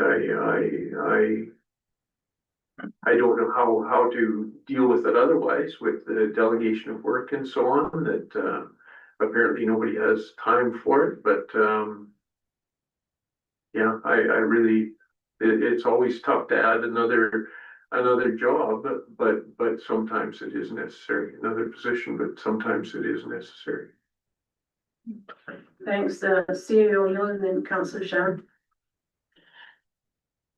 I understand the concerns about budget, and I think this administration has demonstrated numerous times that we are extremely focused on budget. We're extremely focused on trying to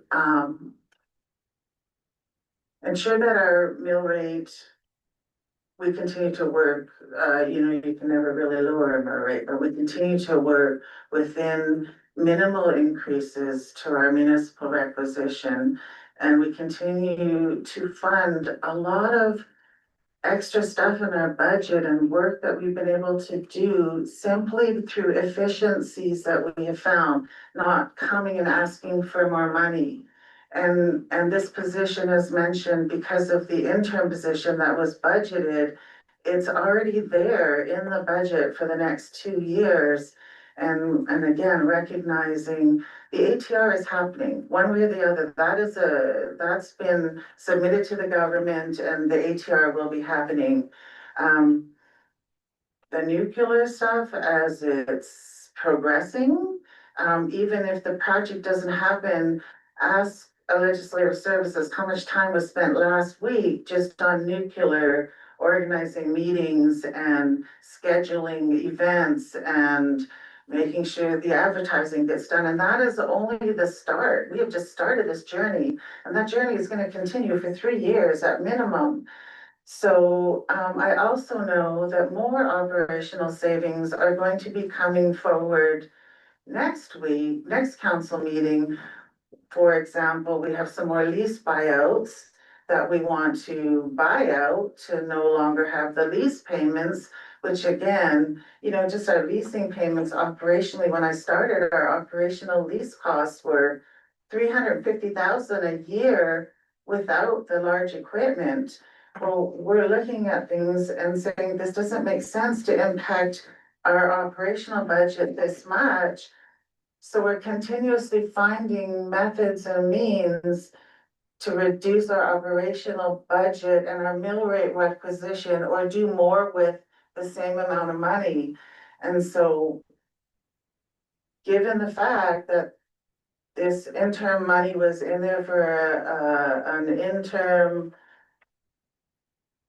during municipal affairs, and I said the operational savings that we can reallocate with communications, and knowing some more operational savings are coming forward, I personally have full confidence that it wouldn't require additional impacts to the budget at this time. And then, as I said, being aware of the growth. Sorry, we're just distracted a bit. Was there some technical? That's what's causing the feedback. So maybe the owl needs to be moved a little bit someplace. And sorry, my point being is, so I feel fully confident that if this request is approved, that it's not gonna cause us to come forward and say, now we need another 100,000 added to the budget, because it is already in there one way, shape or form, or we will find much better last little difference. Okay, and I think Councillor Shannon was next here, okay? Ms. Parsons? I'll just add a little, I don't know if I should or not, but here we go. I don't think, I know that the briefing note and the business case focused on the projects, but I don't think it should be the projects that we're specifically focused on necessarily, because I think we would be remiss in thinking that no other special projects are ever going to come forward in Peace River that involve the CAO, thus the executive assistant, right? So, I mean, like we said, ATR happening whether we like it or not, so that one's sticking around. Nuclear, sticking around for a while, and sure, they're temporary, when they're over, but there's no way that other projects aren't coming and happening that involve the CAO. So those are just like good examples of big projects that come on our plate, and then it's like, holy smokes, who's gonna deal with these? Who's gonna help? I spent probably my whole week last week arranging all of the nuclear things and corresponding with IAC and getting arrangements, and that eats up a lot of my time. And the council is always asking about bylaws and policies, and when are these coming forward, and when are these getting written, and when are these getting reviewed? Well, that's the stuff that gets pushed to the side to do this stuff immediate. So that just keeps getting pushed and pushed and pushed because it's the thing you can push. But that's really unfortunate because they need to come forward. And if you look at our bylaws, how old are they? How much updating do they need? That is a huge role that legislative services can provide because everyone else is really busy. So we can go through and review the bylaws and help with that. So the other departments, they're still gonna have to be involved. They're their bylaws, but you can assist in that, right? It speeds those processes up. Procurement is floating out there in you know, and, you know, someone asked, well, where should that live? Legislative services actually probably makes sense to aid with some of the posting and compliance, making sure that we're closing out on APC like we're supposed to and posting our final bids like we're supposed to. That doesn't always happen because it doesn't have a home right now. Should be in ledge services. There is no way I have capacity to take on anything new right now. And anytime anything new comes forward, it's okay, what am I pushing off longer and farther again to get rid of this? FOIP, officially June 11th, repealed. We now have the Access to Privacy and the Protection of Privacy Act, two separate new rules. We have to have a privacy management program now. Privacy impact assessments are mandatory. We will be impacted by that. We have a year to get in compliance. I haven't had a chance to figure out what that means yet, but it means a new management program, a new process going whenever we bring on a new program or anywhere where we're collecting personal information. We're gonna have to do a privacy impact assessment to understand you know, what needs to happen with that. Do we, what information do we need to be collecting? There's a whole process that you have to, so there's just new things coming out from the province, and we have committees that are floating that, you know, who owns them, and making sure that we're tracking our committee appointments, and you know, those are falling through the cracks a little bit, and there's not the capacity to have oversight on those. If I may also say, when you are a professional and you work at the caliber and the level that we do, it's hard when you go home and feel like you've left a lot undone. Or, you know, it's hard to go home and feel like you've had a good day at work when you know you still have this huge pile, and that's really not productive for anybody and healthy for anybody either. And one shouldn't go on holiday and be concerned that your work is overpiled as well. And so just for good mental health and good, feel good about your job, you want to know that you can accomplish things in a day and be done with it as well, if I may add. Thank you. Deputy Mayor. I sit on many boards, been involved in many organizations. And I'm not denying any of the things that you hear. I'm a little slow when it comes to making decisions like this, but it takes us months and sometimes a year to determine a new position. And to have one come out in a month, that's just a little concerning to me. Not that I'm saying that she's not overwhelmed.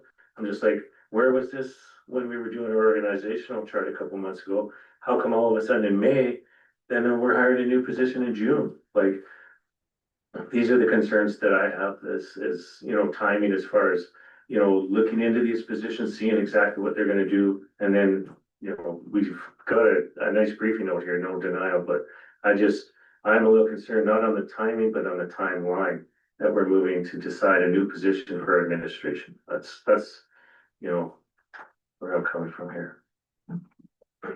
I think it's been building over time from what I'm understanding from this conversation. Councillor Shannon? I didn't get to see the business plan or the business case. I'm going by this. I know Kayla is overworked, or, you know, that she's got a lot on her plate. But So I'm just gonna say that maybe we should refer to the position rather than person. oh, sorry. I know that, and I know how important that position is, and I actually agree that it probably should be its own position. But I also question the timing of this. I heard about it the last GNP meeting. I didn't hear about it before then. We've all been busy, and then it comes back like this quick. And that is a quick turnaround for a new position to be added to your org chart. I'm not naive to the hiring process and all that stuff.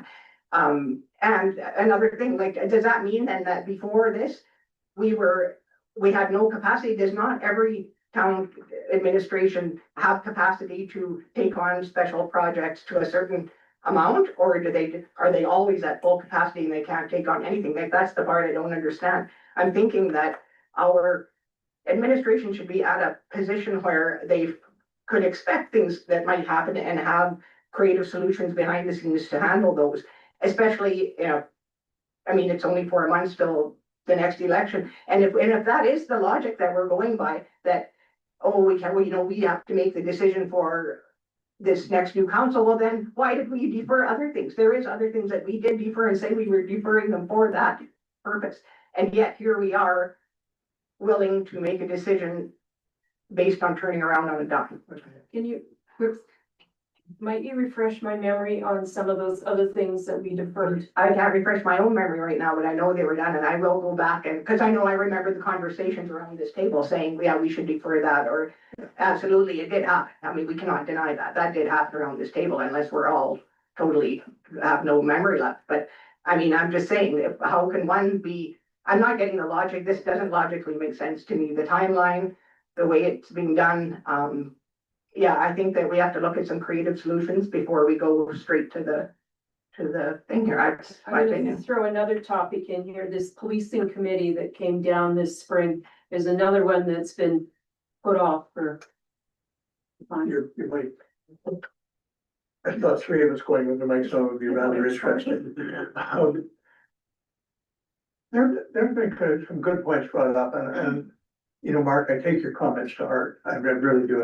I'm considering what you're talking about there. And my thinking is this quicker than I'd be really happy with? Would I be happier with a longer period of time? The answer to that is obviously yes.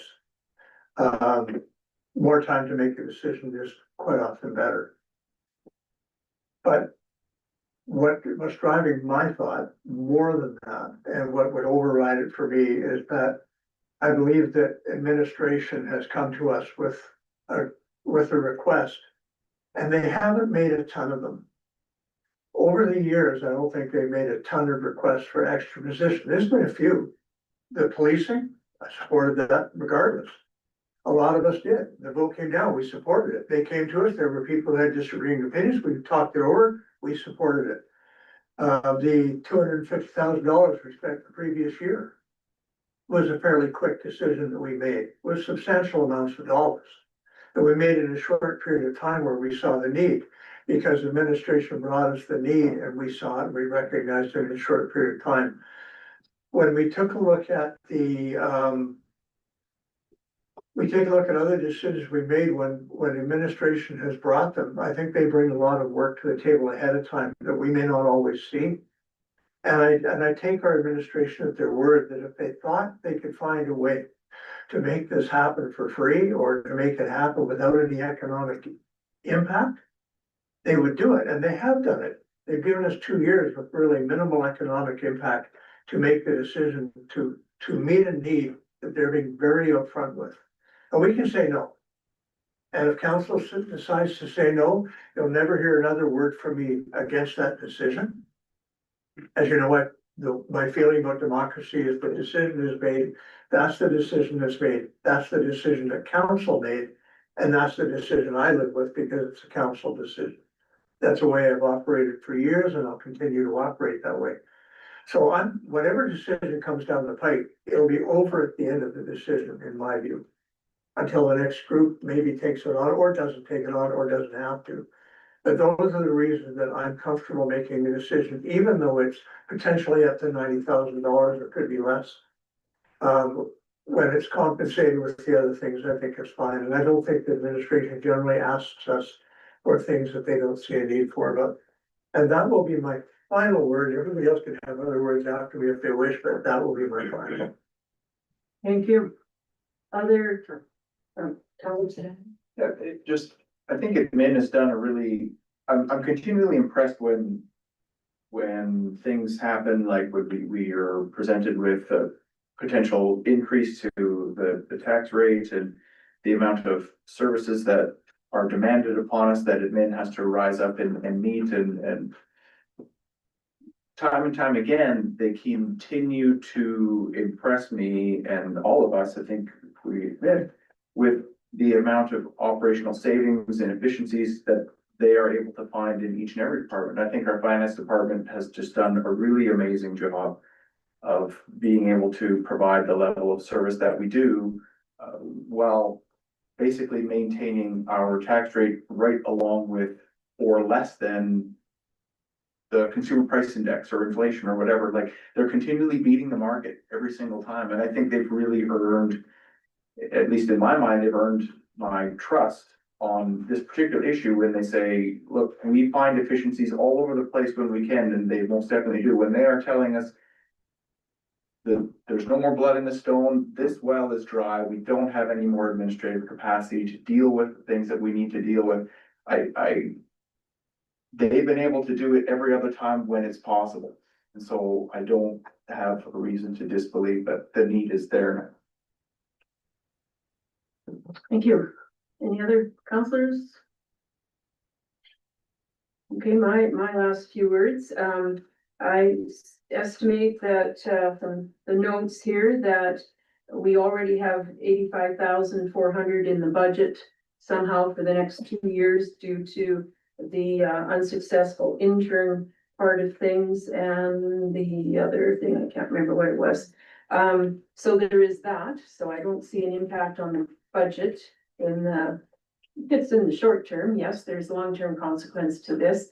However, I have also, I watch when I ask, administration sometimes because they are overloaded.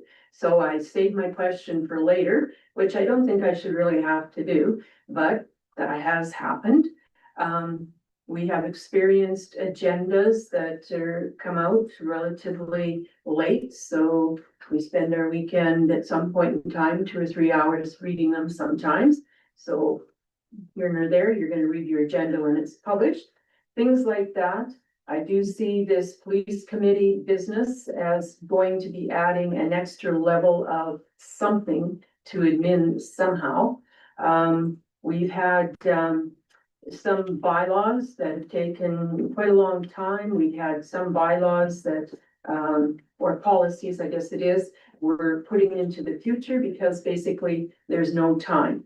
Yes, election is 1 year thing. It ends up being about a 6 months admin time. That's on a good year when the government is not changing too many policies.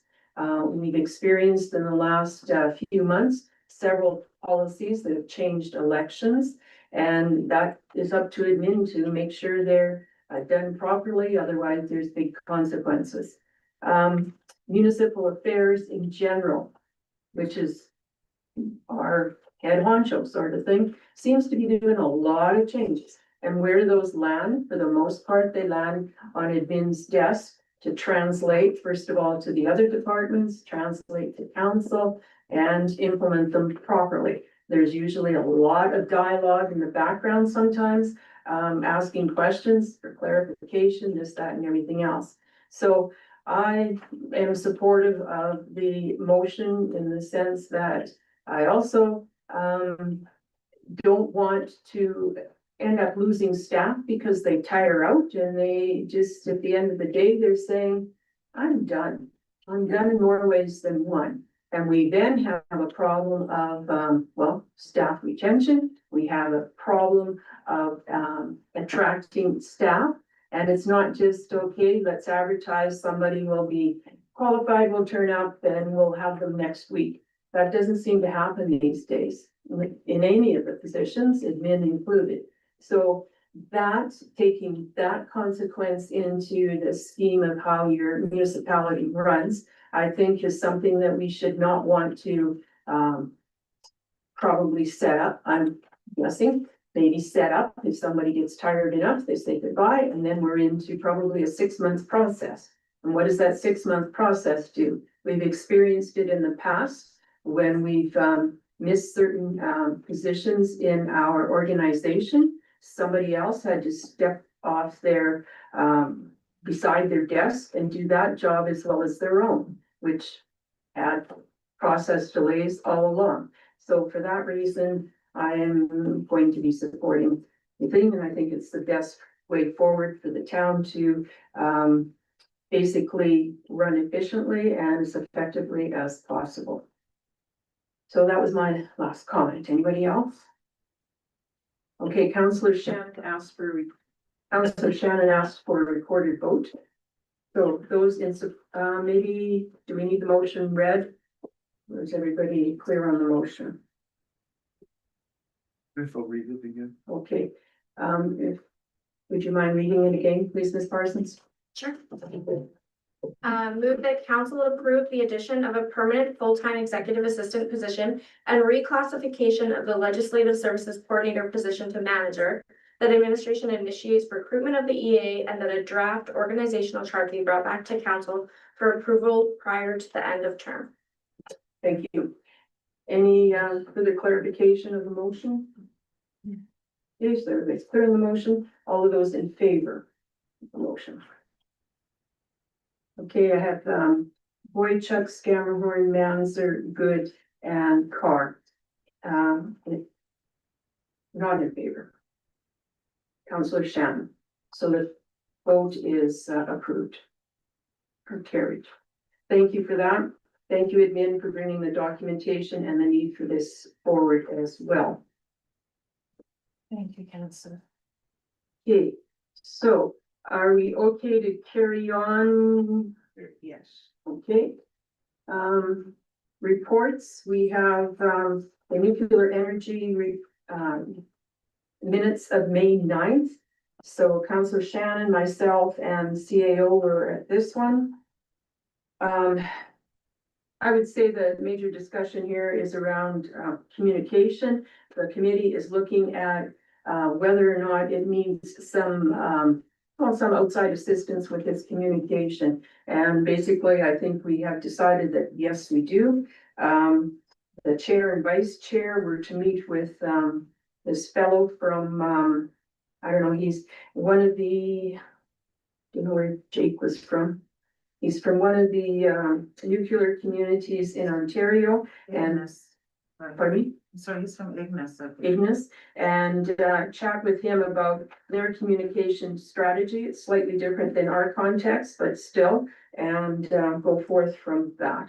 I think that was the main thing. Any questions on that one? Okay, next up, we have the Peace Regional Mental Health Task Force Solutions Workshop feedback. So Councillor Carr, would you want to highlight things? I don't think there were any real shockers that came out of it. There was a great turnout to the meeting. I think 110 people signed in, but to the think tank, but I think there were more than that. Mostly it comes down to ideas, and we're just looking for input from council as to any of the ideas that they liked that came out in the report. Obviously, transitional housing is a big one, accountability, consequence, like everything. I don't know how we're gonna deal with that, but obviously the transitional housing one is going to take money, which is gonna mean lobbying.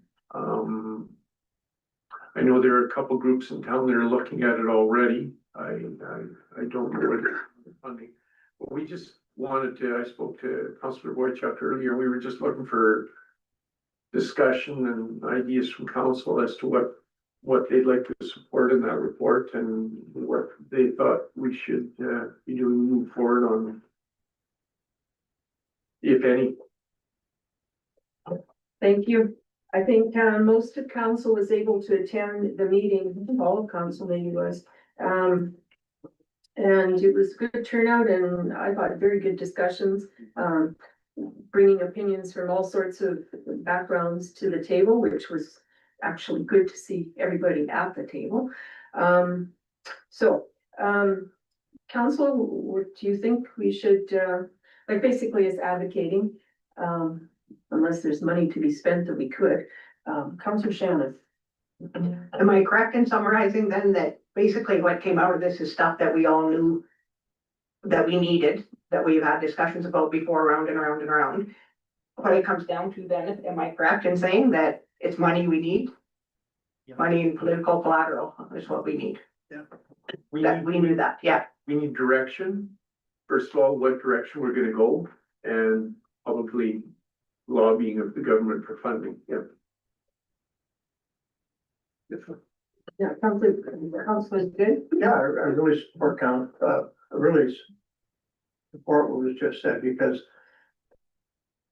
well, it is things we've heard before. It's things that we've said we need before, and we need money. Now it's a question of how do you go out and get the money, but also one of the things that became very, very clear, the more it was spoken was, I hate, and I'm not, again, not being critical of this, but whose responsibility is this anyways? The old line, whose life is it anyways? And it is not the municipality's responsibility. Health is not, we can augment it, but we're not responsible for health. We can augment mental health, but we're not responsible for mental health. We don't have a ministry of mental health. The province does. We don't have a ministry of education. The town is not responsible for schools. We don't have a ministry of policing, but we're not responsible for policing. We're responsible to augment it and assist and to assist to make it work, but it's not ours. And I think that what became very, very clear in all the comments that were there was a recognition among really everybody that that's where the line was. A lot of times you hear, well, the town should do this, town should do that, town should do this, and that didn't come up very much. There was a bit, but the majority of it was, how is the province going to live up to its responsibility? And look, it's a tough job. And I personally have been very supportive of a lot of the things that the ministry has done in terms of mental health. I've talked to a number of people, and not just people close to me, but people that I talked to who have been really helped from over the last number of years by the mental health supports and things that we have in this province. So I think the province has done a lot of really good work, but it's a really big job. So, I mean, I'm not being critical when I say this stuff that needs to be done, but it needs to be done. So. Thank you. I was pleased that various assistant deputy minister types were there from different organizations. So thank the mental health task force, Mark, for having that happen. I think it was very beneficial for them to sit at some tables and hear some pretty direct comments, I think, and pretty direct interactions between people. You know, it was actually people thing, not just here's a report kind of deal. That was one thought, Councillor Samantha. Yeah, it was a very respectful, well-conducted workshop. And I think for just kind of taking into account all the comments that I've heard around the table today, what our role at this table would be for advocacy. Now, we can't make, if everything's a priority, nothing's a priority. So what I think we need to decide is, as a council, what are we going to advocate for? We can't advocate for this whole entire document. That's too much. That there's too many things happening there. So what do we feel is going to be our best lever for us to lean on as council here, so that if we are going to advocate effectively, we can kind of do that as one council with one voice against the one or the two things that we think are going to have the biggest impact. My concern is if we try to get everything, it's too much noise and not enough signal. We have, sorry, we have one person at this table who probably knows more about it than everybody else. Being very serious, Mark, or, Councillor Boychuk or me, being very serious about that. And I think that I would love to hear what you have to say on the directions you think we should take, because I really do respect your leadership in this. And to be honest with you, and I did say this earlier, it was an oversight on my part, the courage that group took to put that meeting together, it took a lot of courage under a very hot summer atmosphere to have the courage to bring people together. It takes a lot of courage to bring people together to have communication like that.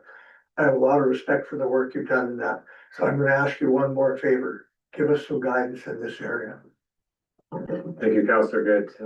Appreciate your words. My counsel would be that we look at all the things that the group has decided that the town would be responsible for.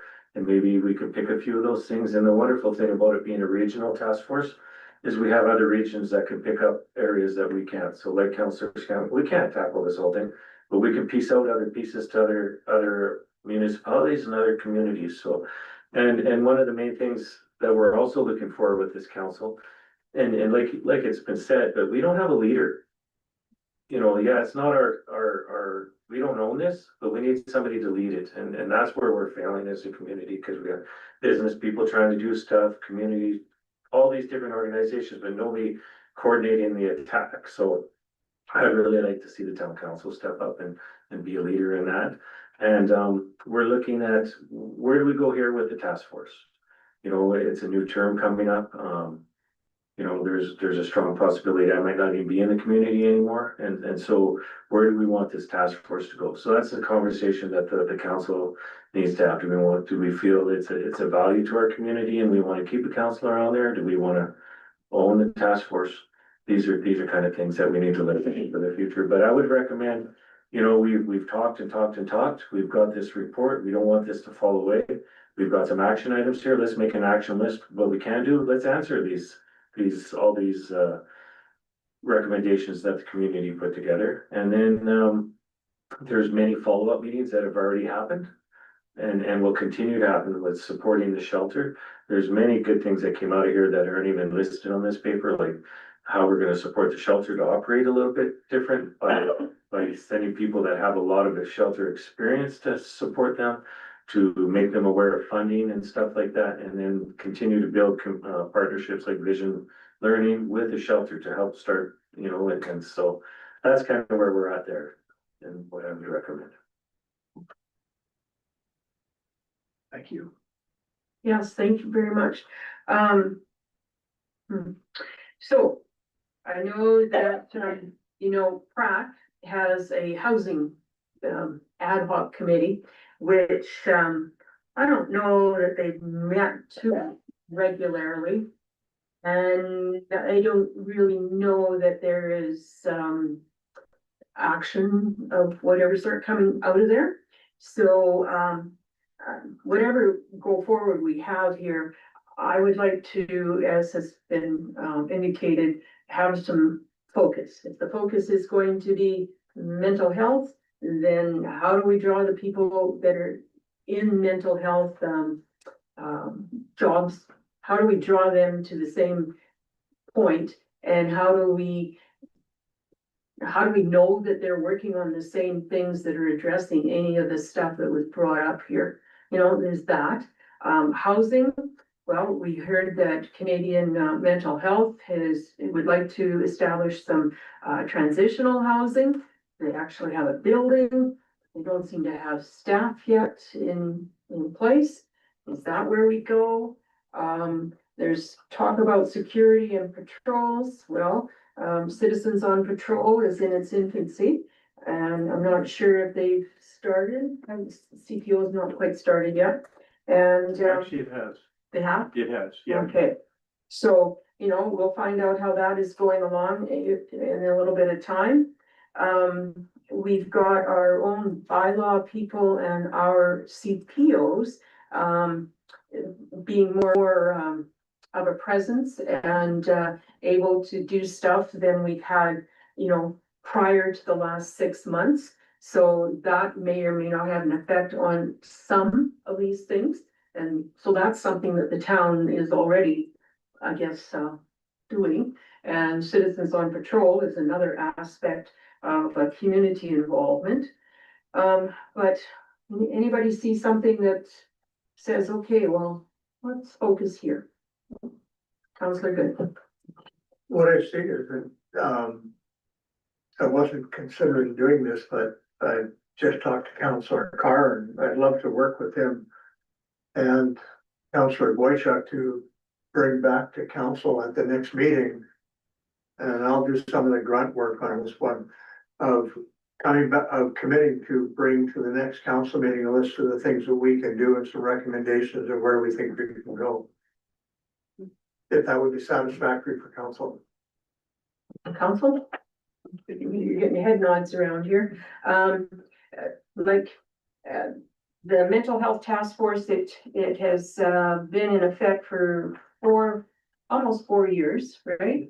And, you know, they took a while to come to an understanding of what they were talking about. And this I see as kind of a cumulative report on what they've done over the past few years, and now they've got the community saying, here we are, now what? But they got the community saying it, which is more than we had in the past, and different elements of the community too.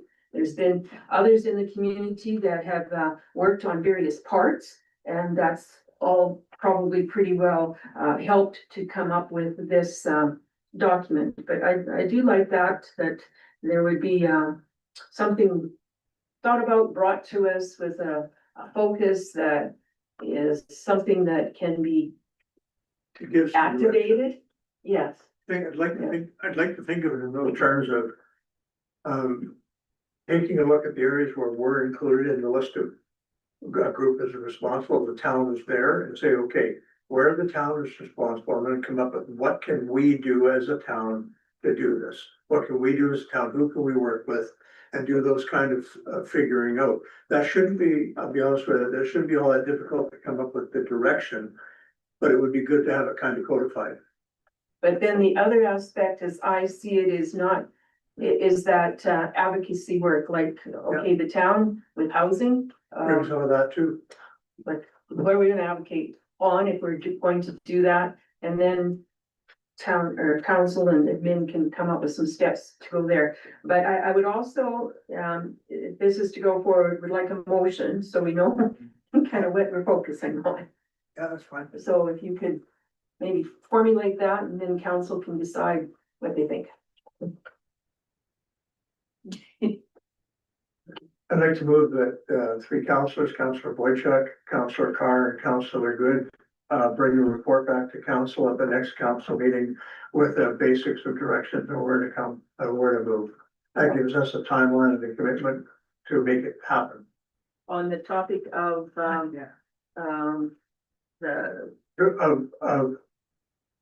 On the topic of sort of and clarifying the town's role, responsibility, and potential to go forward. In advocacy, whatever comes out of it, I don't know what's gonna come out of it. but we, on the mental health task force Yeah, summary. okay, Yeah. sure. Okay, thank you very much. You should have made a motion, or you got my argument, right? No, you're doing great. Okay, I need Kayla's help with everybody else. okay with that? Okay, we'll see what Miss Parsons managed out of that one.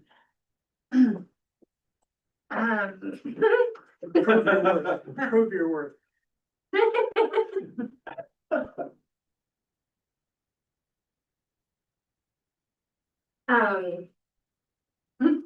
So move that Councilor, or I guess Deputy Mayor Boychuk and Councilors Carr and Good bring a report back to council with suggested move forward action points and the town's role with respect to the Peace Regional Mental Health Task Force Solutions Workshop Summary. Feedback. Good with that. Does that fit what you said? Does it summarize what your thoughts are? Yes. Okay, everybody's clear on that one then? Any further discussion? So this might be in July's council meeting, you'll bring this back? July 14th is our next meeting. Yeah. Okay, okay, we've got the motion before us. Everybody's clear enough on the motion? All those in favor? Great, and thank you, well, thank you, first of all, Deputy Mayor, Wojciech, for, pursuing the mental health task force, initiative and work. It's been a lot of work, and Councillor Carr for serving on that committee.